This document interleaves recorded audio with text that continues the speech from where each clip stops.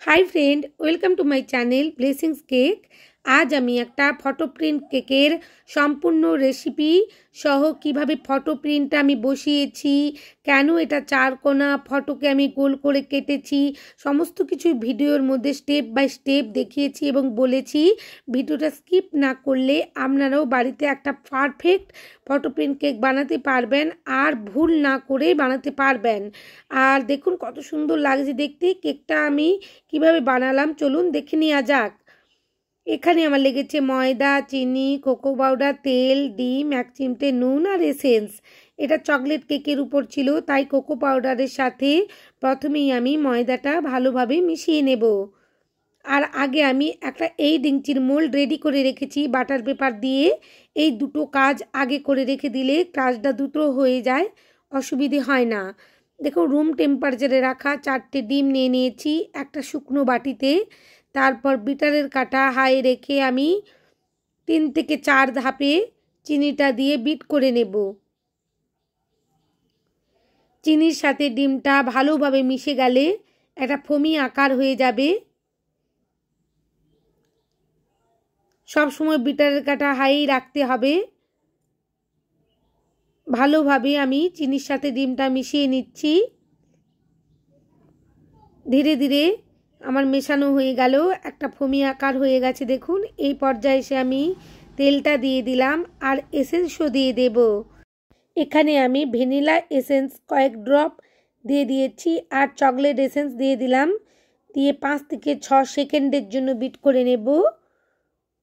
বিটারের কাটা খুলে নিয়েছি আর ধীরে ধীরে step by step cocoa powder মেশানো ময়দাটা মাখিয়ে দেব ফোমের সাথে। ধীরে ধীরে মাখাতে হবে। এখানে কোকো পাউডার আছে, কোনোভাবেই তাড়াহুড়ো করা যাবে না, তাহলে ফোমটা বসে যাওয়ার সম্ভাবনা থাকবে আর কেকটা স্পঞ্জি হবে না। ধীরে ধীরে দেখুন আমি মাখিয়ে নিচ্ছি একই রোতে ঘুরিয়ে ঘুরিয়ে। কখনোই এলোমেলোভাবে মাখানো যাবে না। একটা স্প্যাচুলা দিয়ে আপনাদের দেখিয়ে দেব কত সুন্দরভাবে ফোমটা রেডি হয়ে গেছে। এরপর আগে থেকে একটা 8 ইঞ্চির মোল্ড আমি রেডি করে রেখেছিলাম, তার মধ্যে সমস্ত ব্যাটারটা ঢেলে দিলাম। 150 ডিগ্রি সেন্টিগ্রেডে 35 মিনিটের জন্য আমি বেক করে নিয়ে আসব। খুব সুন্দরভাবে কেকটা বেক হয়ে গেছে, নরম স্পঞ্জি কেক রেডি হয়ে গেছে। আমি আপনাদের মোল্ড আউট করে 3টে লেয়ারে কিভাবে কেটে নিয়েছি সেটাও দেখিয়ে দিয়েছি ভিডিওর মাধ্যমে। আমার এই রেসিপিটা যদি আপনাদের ভালো লেগে থাকে আর কেকের ডিজাইনটা যদি ভালো লেগে থাকে, প্লিজ বন্ধুরা আমার চ্যানেলটা সাবস্ক্রাইব করবেন আর পাশে থাকা বেল আইকনটি ক্লিক করে দেবেন যাতে সমস্ত ভিডিওর নোটিফিকেশান আপনাদের কাছে পৌঁছে যায়। লাইক শেয়ার কমেন্ট করতে ভুলবেন না। আর আমার চ্যানেলে যদি নতুন এসে থাকেন আমার চ্যানেলটা সাবস্ক্রাইব করবার অনুরোধ রইল। ধীরে ধীরে আমি 3টে লেয়ারে ভাগ করে নেব।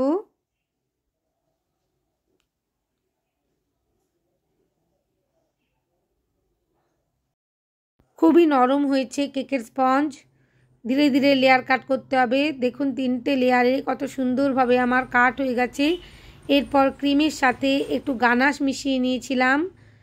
একটা বড় বোর্ড নিয়েছি, তার মধ্যে ক্রিম দিয়ে প্রথম লেয়ারটা বসিয়ে দিয়েছি আর অবশ্যই সুগার সিরাপ দিয়ে ভালোভাবে সোপ করে নিতে হবে। সোপ না করলে চকলেট কেকগুলো ড্রাই হয়ে যাওয়ার সম্ভাবনা বেশি থাকে। 1 টেবিল স্পুন গানাশ দিয়ে দিলাম স্পঞ্জের মধ্যে আর সেটাই একটা প্যালেট নাইফ দিয়ে চারিদিকে আমি ছড়িয়ে দিলাম। এরপর ক্রিম দিয়ে ধীরে ধীরে আমি লেয়ারগুলো করে নেব। খুব একটা বেশি ক্রিম দেব না, অল্প ক্রিমই দিয়ে দিয়ে করব। ধীরে ধীরে দেখুন ক্রিমটা চারিদিকে ছড়িয়ে দিলাম প্যালেট নাইফ দিয়ে। এরপর গানাশ দিয়ে দেব, 2 টেবিল স্পুন গানাশ দিয়ে দিলাম। গানাশটাও ভালোভাবে কেকের লেয়ারে ছড়িয়ে দিতে হবে যাতে কেকটা কাট করার সময় প্রতিটা বাইটে যেন মুখের মধ্যে গানাশ আর চকো চিপস পড়ে। চকো চিপসগুলোও সুন্দরভাবে ছড়িয়ে দিতে হবে চারিদিকে। চকো চিপসগুলো খুব সুন্দরভাবে চারিদিকে ছড়িয়ে দিয়েছি। এরপর দ্বিতীয় লেয়ারটাও আমি বসিয়ে দিলাম আর ভালোভাবে সুগার সিরাপ দিয়ে সোপ করে নিয়েছি। আর একই রকমভাবে আমি গানাশ ক্রিম আর উপরেও ক্রিমের সাথে গানাশ আর চকো চিপস দিয়ে ভরে নিলাম। এরপর তৃতীয় স্পঞ্জটাও বসিয়ে দিয়েছি। ভালোভাবে আমি সোপ করে নেব আর একটু বেশি করেই ক্রিম দিয়ে দেব।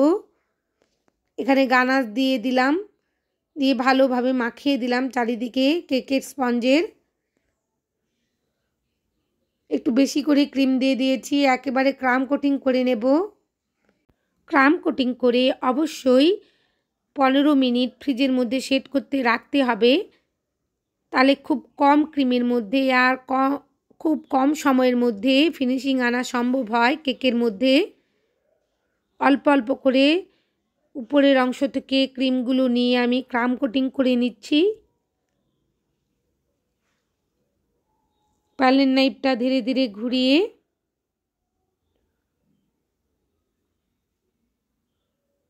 যে অংশগুলোতে ক্রিম লাগবে বলে মনে হচ্ছিল দিয়ে দিলাম। ক্রাম কোটিংটা যত ভালো হবে তত ফিনিশিংটা দ্রুত হবে আর কম ক্রিমের মধ্যেই হবে, করা যাবে।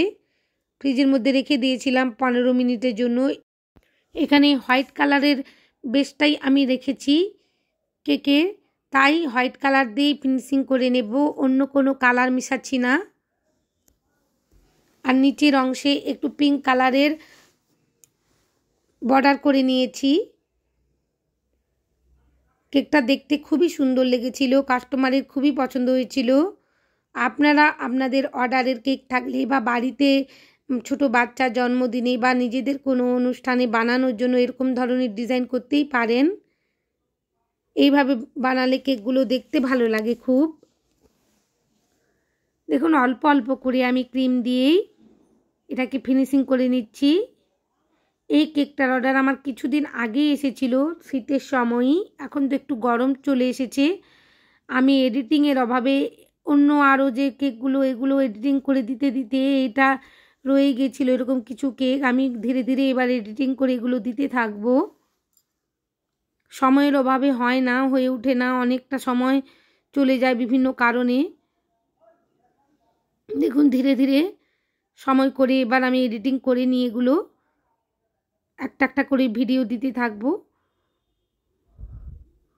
ধীরে ধীরে আমি ক্রিমটা তুলে নিলাম, এক্সট্রা ক্রিমটা। এরপর একটা গোলাপি কালারের শেডো মতন করে নিচ্ছি। দেখুন খুব সুন্দরভাবে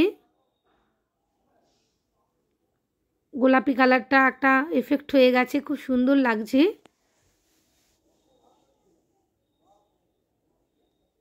ধীরে ধীরে প্যালেট নাইফ ঘুরিয়ে ঘুরিয়ে আমি উপরের অংশটাও মসৃণ করে নিলাম। আর যে অংশগুলোতে ক্রিম লাগবে বলে মনে হচ্ছিল দিয়ে দিলাম ভালোভাবে। এরপর ভালোভাবে ফিনিশিং করে নিতে হবে। প্যালেট নাইফটা বারবার মুছে নিতে হবে কিচেন রুমালের মধ্যে, নাহলে এখানে পিঙ্ক কালারটা উঠে চলে আসবে আর দেখতে ভালো লাগবে না। ধীরে ধীরে উপরের অংশটা আমি বারবার মুছে নিচ্ছি আর কিচেন রুমালের মধ্যে প্যালেট নাইফটাও মুছে নিচ্ছি। খুব সুন্দরভাবে ফিনিশিং হয়ে গেছে। খুবই ধীরে ধীরে করতে হবে কাজগুলো, তাড়াহুড়ো করা যাবেই না। দেখুন খুব সুন্দরভাবে আমার ফিনিশিং করা হয়ে গেছে। এরপর বোর্ডটা অবশ্যই মুছে নিতে হবে। বোর্ডটা মুছে আমি ফ্রিজের মধ্যে কেকটা রেখে দেব। ফটো প্রিন্ট এনে আমি ডেলিভারি দিতে যাওয়ার আধ ঘন্টা আগে আমি ফটো প্রিন্টটা বসিয়ে দেব।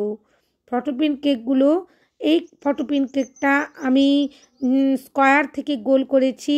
বলেছিলাম আমি কারণটা বলবো, কারণ এখানে আমি যখন ফটো করতে দিই যার কাছে, ওনাকে বলেছিলাম একটা গোল ফটো করে দিতে। 8 ইঞ্চির মোল্ডে আমি কেকটা বেক করব, সেই অনুযায়ী আপনি মাপ করে 7 ইঞ্চি এর একটা গোল ফটো করে দেবেন। উনি বললেন ঠিক আছে আমি করে দেব। তার ফাঁকে আমি কেকটা বেক করে ফেলেছিলাম। স্পঞ্জটা একটা রাউন্ড 8 ইঞ্চির মোল্ডে কেকটা আমি বেক করে ফেলেছিলাম। কিন্তু তারপরে উনি যখন রাত্রের দিকে এই ফটোটা ফেলেছেন প্রিন্টারের মধ্যে, তখন বলছেন যে দিদি ভাই এটা কোনোভাবেই আপনার হচ্ছে না, রাউন্ড শেপে আনতে পারছি না, কারণ ফটোটা প্রোটেক্ট করা আছে আর কোনোভাবেই এটা ঘুরছে না, আপনাকে স্কোয়ার ফটোই নিতে হবে আর ওটাকে গোল করে কেটে কেটে নিতে হবে। আমি বললাম আপনি আগে বললেন না, আমি তো করে ফেলেছি এটা, রাউন্ড বেসের উপর একটা কেক বানিয়ে ফেলেছি, রাউন্ড মোল্ডের কেক বেক করে। তখন বলল ঠিক আছে আপনি এটা গোল করে কেটে নেবেন। এটা যদি আমি স্কোয়ার মোল্ডের মধ্যে কাটতাম তাহলে বন্ধুরা কোনো রকমেরই এত ঝামেলা হতো না আমার। আমি দুদিক থেকে শুধুমাত্র একটু করে এক্সোটো নাইফ দিয়ে কেটে দিতাম দুদিকের অংশ, আর স্কোয়ার মোল্ডের মধ্যে বসিয়ে দিতাম ছবিটা, তাতে আমার কাজটা খুবই সুবিধের হতো। তাই আপনারা সবসময় এইগুলো লক্ষ্য রাখবেন আর আমার মতন ভুল করবেন না। আমি এই জন্যই এখানে পরিষ্কার করে বলে দিলাম কেন এটা আমাকে গোল করে কাটতে হলো।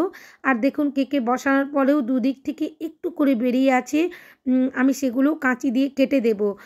খুব সুন্দরভাবে আমি কিভাবে প্যালেট নাইফ দিয়ে ফটোটা তুললাম ওএইচপিসির থেকে, সেটাও আমি দেখিয়ে দিয়েছি ভিডিওর মধ্যে। আপনারা যারা বিগিনার আমার বন্ধুরা আছেন, ফটো প্রিন্ট কেক বানাতে চান, তারা দেখে পারফেক্টভাবে ফটো প্রিন্ট কেক বানাতে পারবেন। আর যেদিন আমি এই কেকটা বানাচ্ছিলাম ওয়েদার ভীষণ খারাপ ছিল, ওয়েদারের জলীয় বাষ্প ভীষণভাবে ছিল। ফটোটা উঠাতে গিয়ে আমার খুব ভয় লাগছিল, যদি মাঝখান থেকে কেটে যায় তো কি হবে, আবার নতুনভাবে আমাকে করতে হবে। কিন্তু কিছুই হয়নি, খুব সুন্দরভাবে উঠে গেছে। এখানে আমি দেখুন একটা রোজ নোজেল ব্যবহার করেছি। আপনারা থাম্বনেলে দেখেছেন যে ফটোর চারিদিকে রোজ করা ছিল ছোট ছোট করে, আমি স্কিওয়ার দিয়ে রোজটা বানিয়েছি। এখানে একটা আমি শেড আনার চেষ্টা করেছিলাম যে গোলাপ ফুলের উপরের অংশটা একটু ডিপ কালার আর চারিদিকে একটু বেবি পিঙ্ক করার চেষ্টা করেছিলাম, কিন্তু আমি যে কালারটা দিচ্ছিলাম তখন কালারটা চারিদিকে ছড়িয়ে যাচ্ছিল পাইপিং ব্যাগের, এক সমান হয়ে হয়নি। তো যাই হোক সুন্দর লাগছিল কেকটা। দেখুন একটা শেড মতন আসছে উপরের অংশে, কিন্তু খুব একটা বেশি আসছে না। আমি তো এখানে দেখতে পাচ্ছি না যে ক্যামেরাটা আমার দেখা যাচ্ছে কি না। আমি ভিডিও ক্যামেরা চালিয়ে এখানে কেকটা বানাই, তো আমি বুঝতে পারছিলাম না দেখা যাচ্ছে কি না, একটু মিস করে গেছি, তো কিছু ভুল ত্রুটি মার্জনা করবেন। দেখুন আমি দ্বিতীয় কেকটাও এখানে দেখিয়ে দিচ্ছি, দ্বিতীয় গোলাপ ফুলটা আমি কীভাবে বানিয়েছি দেখিয়ে দিচ্ছি। প্রথমটার বেলায় একটু ক্যামেরাটা উঠে গেছিলো, আমি বুঝতে পারছিলাম না যে আমার হাতটা দেখা যাচ্ছে না। আমি যখন এই কেকগুলো বানাই ভিডিও করে আমি একাই করি, আমার ছেলেরা স্কুলে চলে যায়, আমার হাজব্যান্ডও স্কুলে চলে যায়, আর ওরা বাড়িতে থাকলেও খুব একটা এ বিষয়ে মাথা ঘামায় না।